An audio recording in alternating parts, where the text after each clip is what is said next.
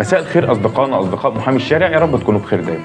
زغروطة حلوة رنت في بيتنا. عزيزي مواطن الشارع البسيط، عزيزي المستمع، ابنك قاعد طول اليوم عندنا سايبه، يلا مش مشكلة. اتعارك مع خطيبته ومش عايزين يدوله الدهب، تعالى يا وحش وهنقول لك تعمل ايه علشان ترجع. اولا هتعمل محضر اثبات حالة في اسم الشرطة. ثانيا هنرفع دعوة اسمها دعوة رد شبكة وهدايا، والدعوة دي بتترفع في محل إقامة المخطوبة.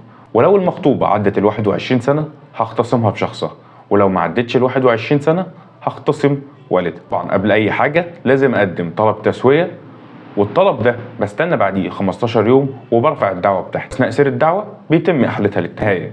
اوعى تنسى إن أسرع الطرق لحل المشكلة هي الطريق الودي، وبعد كده المحكمة.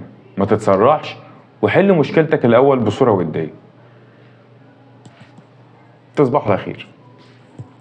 لا تنسوا الاعجاب بالفيديو والاشتراك في القناة تشجيعا لنا لنستمر بنشر المزيد إن شاء الله.